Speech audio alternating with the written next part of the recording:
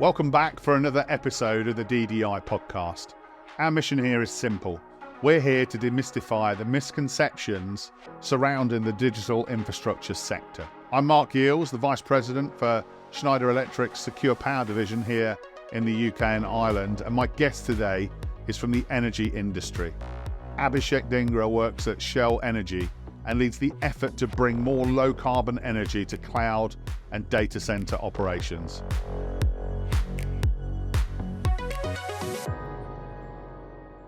So Abhishek, welcome. Thank you, Mark. Thanks for inviting me. So Abhishek, I'm always interested in people's stories and how they've landed in a particular career and with a particular company. And I wonder if you could give us a bit of insight into you and how you landed in a company, and maybe a little bit more about Shell as well. That'd be really interesting, I'm sure, for our listeners. So maybe let me start kind of talking about Shell first and then go into how I came into the energy industry and Shell in general.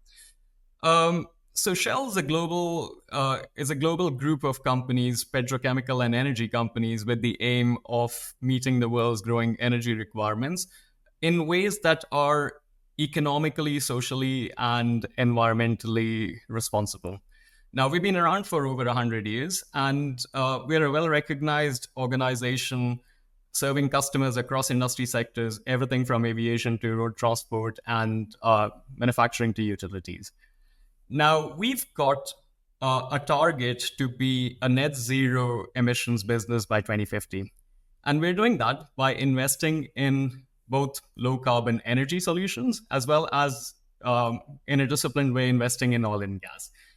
And for us to get to that net zero emissions business, we need to transform the energy mix that we supply to our customers. That's the biggest part of the emissions in our portfolio.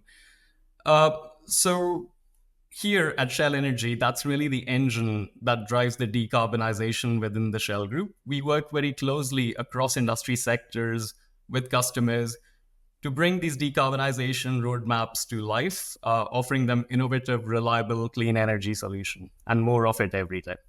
So it's definitely been a very fulfilling role coming into Shell and doing this for Shell Energy. If I talk a bit about what I do at Shell Energy then, so Mark, maybe let's start with, you've done a really great job at actually, talking to your audience about how data centers as an industry today are one of the biggest power users. And you've also done a really good job at spreading the word at how they are really responsible and some of the most ambitious companies out there in terms of reducing their carbon emissions. So the intersection of that dependence on energy for running your operations and being responsible as energy buyers and users, that's really interesting. These technology companies make really attractive strategic collaborators for energy companies like yourselves and for us. And my team here at Shell Energy, we work really closely to develop holistic strategic collaboration approaches with these organizations, looking at developing those long-term strategic decarbonization roadmaps, including technologies that are not even available today, some of those. So how do we make that commercially available, grow that at scale, and actually make a difference in bringing all that together to the customers, right? Helping the industry and the society decarbonize, helping tech, helping Shell, and helping the world. Fantastic, Abhishek. Good insight there. And I'm also interested to hear about how you came into Shell. How did that happen? How did that take place? Yeah, so I came into Shell about 15 years ago, just over 15 years ago. And to be honest, Mark, the global nature of the business and the impact that the industry has on people's lives and global economies, that's just kept me here, right? And prior to coming to Shell, I actually had worked in both finance and technology. Now, you can argue, right, both of those technology and finance industries are as fundamental to the global economy as energy is. So while I've had various different roles at Shell, commercial roles coming into this particular assignment, for the last 4 years, what I've done here actually marries my skills across all those three sectors to solving, one of the biggest challenges, you might argue, of this generation, the energy transition. So how do we fund the development of clean energy that will help us grow the data centers to keep pace in this AI era? The very nature of that problem requires collaboration across industry sectors and innovation.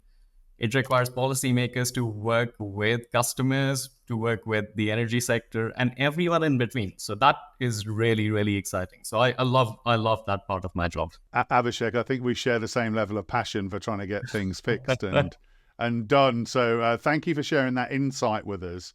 And when I think about this, and you mentioned that we chatted down in Cannes recently, trying to fix and think of different ways to solve some of the challenges that lie before us. And when I think about data centers, I think about it as a critical infrastructure and maybe even the fourth utility. And then when you think about energy generation, of course, that's another piece of key critical infrastructure.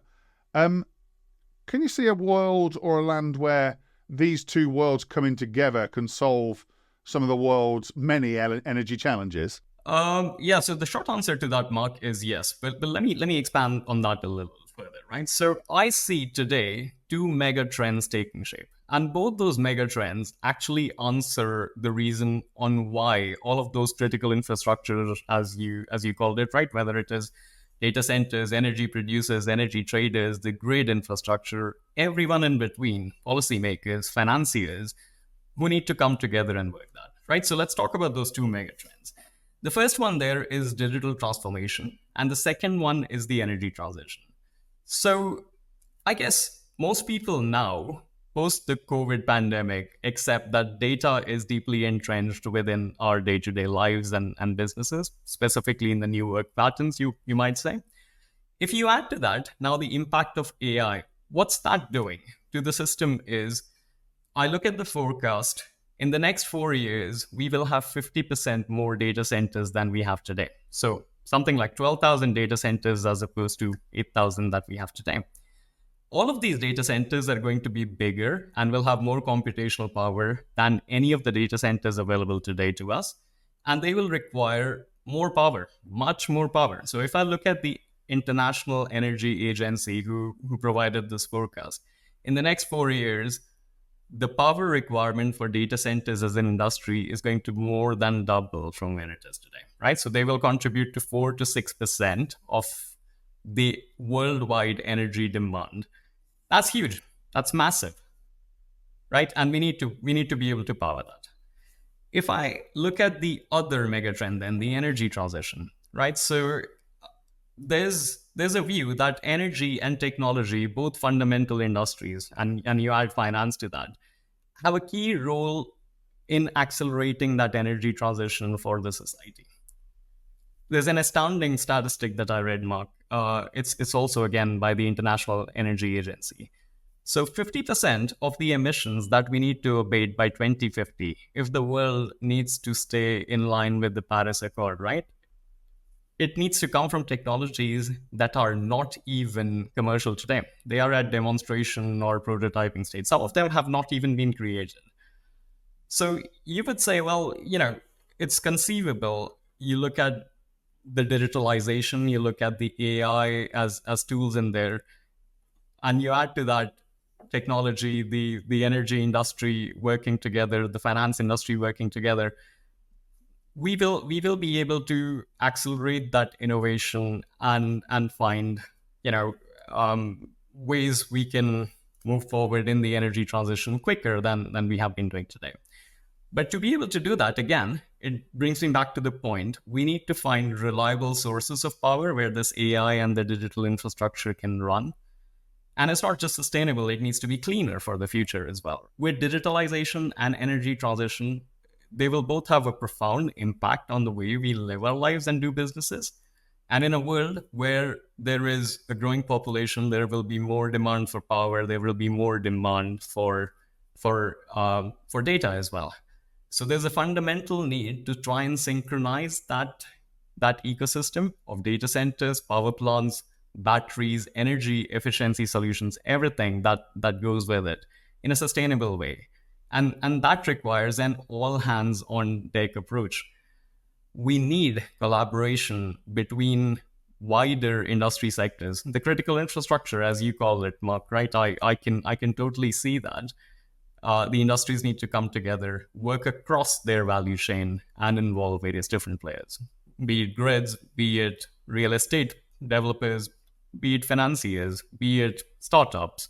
Everyone needs to be in that mix. Thank you for that, because I think you've touched on a couple of the key areas now, which we're now going to kind of investigate a bit more with you, which is around, you mentioned AI. Of course, the anticipated exponential growth in AI is well precedented. So we're all very clear on that. But the piece that comes with that is, the energy growth that works alongside it. So I think there'll be discussions between Schneider Electric and Shell on how we work together to plan for it. But when you see it now, when you look at AI, and in particular the energy growth that we're going to see that marries that kind of exponential growth in AI, where are you seeing this convergence taking place today? I can see a few areas where this convergence is starting to emerge already. And my belief is these areas of collaboration will only expand. Hence, all that focus on the strategic collaboration across the entire value chain. I talked about investment into development of data center loads. There's a lot of investment that's going in there. They're today one of the most attractive asset classes for people to invest in. But that needs to be coupled with investment in the energy infrastructure. So that's energy generation, be it renewable or other forms of energy generation, battery technology, and the interconnection to the grid. They all need that investment. There isn't a very strong business case to build a data center unless you know that it can be connected to the grid. At the same time, there isn't a very strong investment case for anyone to go out and build a new renewable energy asset unless we know that the power that it generates and the power profile, right? It's a variable power profile, is going to be sold to an off-taker in the long term who is a creditworthy off-taker. And that's resulting in some new business models to emerge, right? So you're seeing that convergence where people are more actively sharing their strategy, their intent to build and invest in certain markets, in geographies. And basically they're sharing what that load profile is going to look like, what the data center is going to do through the day, through the night, and where the power requirements are going to come from. So that's one example. Then if you talk about the burden on the grid itself, the grid connection queues are, I guess, longer than ever they've been in the past, right? So what do? And data centers, in my view, inherently have several solutions that can actually help alleviate some of those problems. So they have backup power generation, for instance, so generators, UPS batteries, right? Both of those can actually participate in the grid to provide the flexibility solutions that the grid needs to relieve pressures through the day. And then we talked about AI. We only started talking about it, right? Now, AI has the promise to actually help us balance real-time demand and supply on the grid. It can help us real-time dispatch power from various different sources. It can help us with things like weather modeling and weather forecasting, right? So you know when renewable generation profile is going to be better or not. And finally, data centers produce that heat, right? So there's a residual heat element to it. If you can then start to harness that, right? You start heating swimming pools with it or greenhouses and office spaces. You're starting to create that circularity. You're starting to help neighbors, communities with building these data center infrastructures. So I guess those two I can already see are emerging. And then I guess I want to talk about one other one, right? So there's this one is quite critical, quite crucial for my own industry. So AI and system engineering. I can see a few use cases. So think about detection of methane emissions from gas plants. Think about improving the efficiency of wind farms. How do we tune them? How do we organize them, and so on? Or think about the cost of carbon capture facilities, right? All of these things are going to be needed for a sustainable future. And AI and system engineering have the capability of actually really helping us progress these in the future in a very sustainable and a very cost-efficient way.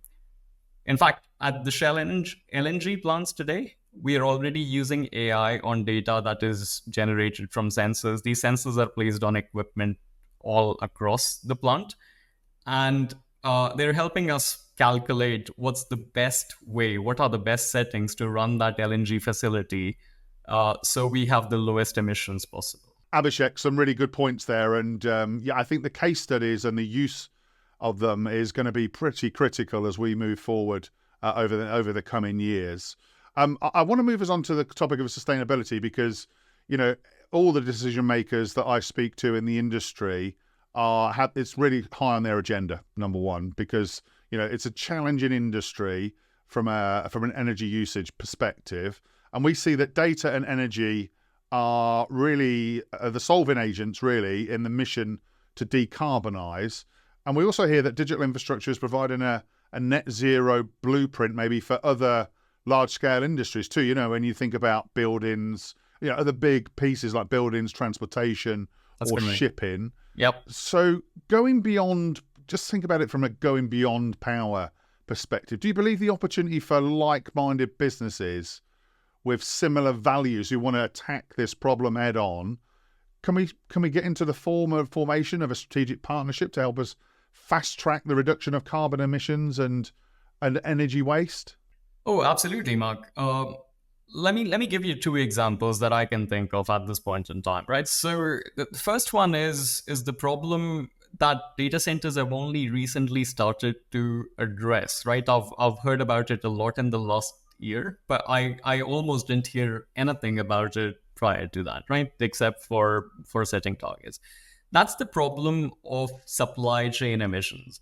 It's great that businesses are looking to decarbonize their own operations, but the end-to-end decarbonization, that decarbonization of supply chain is crucial, because one company's Scope 3 emissions is another company's Scope 1 and Scope 2, right? And not everyone has the same level of access to funding or the same sort of climate commitment to tackle their Scope 1 and Scope 2 emissions as a technology company, particularly big tech today, have for tackling their Scope 3 emissions. So both your organization and my organization, right? So Schneider Electric and Shell, we are energy companies, and we're working across the entirety of that value chain. We're working with hardware providers, software providers. We're working with other industries in heavy manufacturing, right? So I'll give you the example of steel and cement. So if you talk about data center build-outs, and that's happening a lot with the growth of AI today, the more data centers that are built, the more steel and cement is required. And both steel and cement are highly carbon intensive in their manufacturing processes. As massive users, consumers of that steel and cement, I think technology has to be a part of that conversation to say, how do we help decarbonize the supply chain? And we're seeing more and more new business models emerge, right? So we're seeing joint procurement activities that involve technology companies and steel and cement manufacturers. We're seeing other sort of models emerge where they're proportionally sharing the costs and the benefits, the decarbonization benefits of standing up decarbonization projects that are across that supply chain. And that entirety of the supply chain ecosystem engagement that's becoming critical. I'm a big believer that the industry can best solve its own problems, but actually the power of the ecosystem, I believe, from the discussions I've had with multiple leaders, I've had the benefit of working across multiple sectors now, and the challenge is, whilst the outcome is actually very, very similar of what we're trying to drive to, and the way that we get there is very, very similar. Of course, it's the processes and it's the nature of the production or the service that's being offered that influences change. And when I think about, Abhishek, when I think about now about the new GPUs that are, now coming into the market, and we all know there's such a backlog on them because everybody wants to get their hands on the new GPUs. And these are going to be used for AI. But actually, when you think about it, these new GPUs will have, they're going to have a high level of carbon already embodied into them, right? So what's your view on this? Is it the right thing for us to be doing? Yeah, I mean, you're quite right, Mark. There, I didn't want to forget semiconductors in the mix, right? So as we're building more data centers, we need those semiconductors. Again, very very high carbon intensive processes to manufacture these. And I'll give you a data point, Mark. So the last generation of NVIDIA GPUs, right, the Hopper series H100s, we talk about that day in and day out in the AI world. It's a 750-watt chip, so that requires 4 times the power its predecessor was using, right? So you're quite right. It's not only is it carbon intensive, it requires a lot more energy, and they run super hot. So we need to find better ways of cooling that infrastructure. And I know you're working with that ecosystem. I'm working with that ecosystem as well, right? That involves semiconductor manufacturers, system integrators, server manufacturers, data center designers, operators, you name it, the whole shebang there to optimize their cooling system design. Um, Shell manufactures some of those liquid cooling solutions that are being offered to that industry today to cool and run these GPUs more effectively, to run data centers more effectively, more efficiently. In fact, Shell runs their own high-performance computing data center in Houston with servers and these GPUs fully immersed in that cooling liquid solution. And I'll tell you what, later this year, we're actually going to start a new, a second high-performance computing data center in Bangalore that also uses exactly the same design. So it's using that liquid cooling design. I know you've been working with some of these players there as well. Great to hear. And do you have a second example there? Yeah, so the second example, so let me take it away to some of the other industries you mentioned. So I'll talk about aviation, marine. So Mark, you, I, everyone in the tech sector I talk to have business travel. We're all shipping things around the world because we have global supply chains, right? Now these applications require conventional fuels like jet and marine fuel oil, and what I'm starting to see is, Shell has been working with a consortium called the Book and Claim Community, where a number of these tech players are a part, as well as logistics and aviation providers. And we're starting to find that new business model that I just started mentioning, right? So all the parties involved in that transaction, right from the energy producer to the airline or the logistics provider that buys the fuel and runs an operation, to a business traveler who's buying a ticket, we found a way of proportionally sharing the cost and the decarbonization benefits of replacing those conventional jet and marine fuel oil with renewable liquid fuels that will in the future run planes and vessels around the world. Fascinating, Abhishek. And you're giving us some really good insight here into some of the changes, some of the challenges, and how we're going to address those, not just now, but I think into the future as well. So thank you for doing that. Now, 15 years at Shell, quite a career. Now, when you think about, perhaps passing on the baton of experience and advice, what advice would you offer anyone looking to pursue a career in the industry? You're too kind, right? That baton of experience, 15 years. I sometimes feel I'm learning so much today. It's never been a better time to be in either of the two industries. What we are doing today is going to have a profound impact on solving real life problems, whether you are in data or whether you are in the energy sector. And I mentioned about innovation. I mentioned about developing new business models. They're going to be accelerated, and they're going to be much needed for us to get to where we want to get to as a world, as a society. We need to start thinking about that wider collaboration. We need to stay open to working across those industry sectors.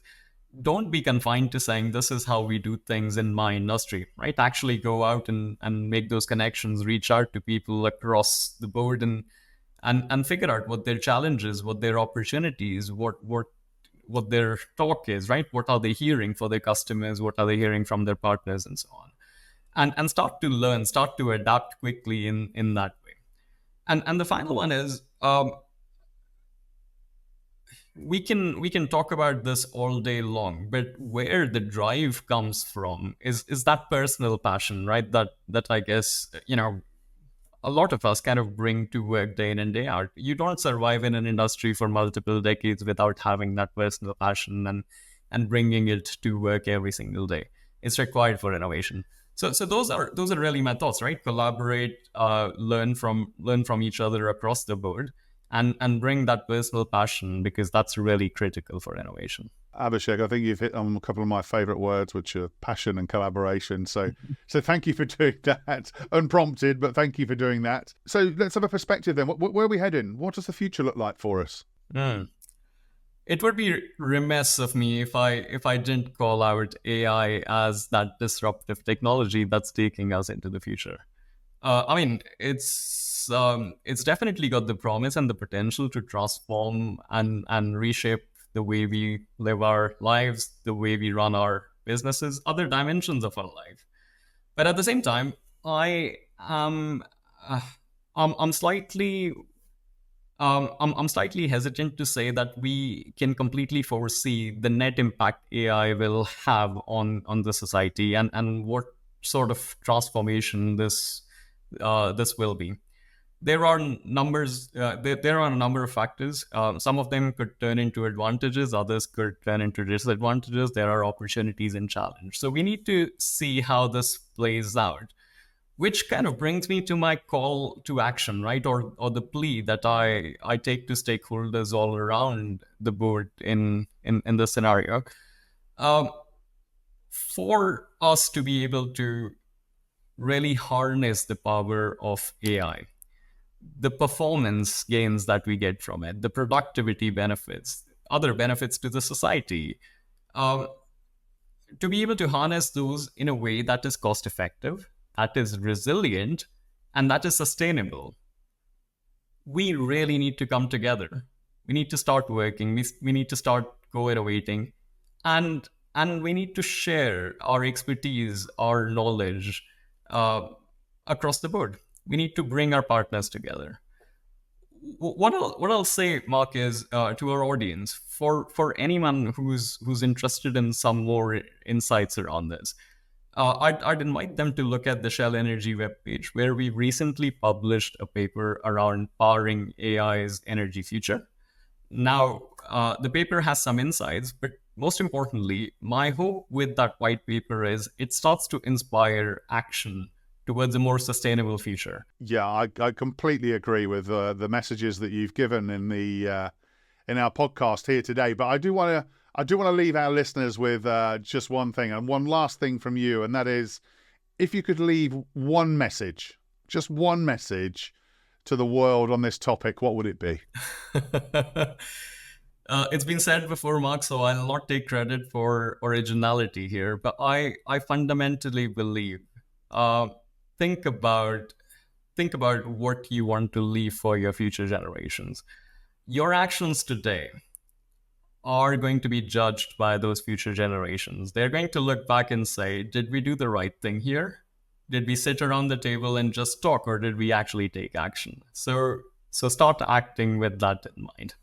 Well, I think we'll use the term that we used earlier, which is pass the baton over in much better shape. Maybe that is that could be our strap line for the future. But Abhishek, I really want to take this opportunity to thank you for joining me today and giving us a wholly different perspective from a different angle in our industry. So thank you for joining me on the pod today.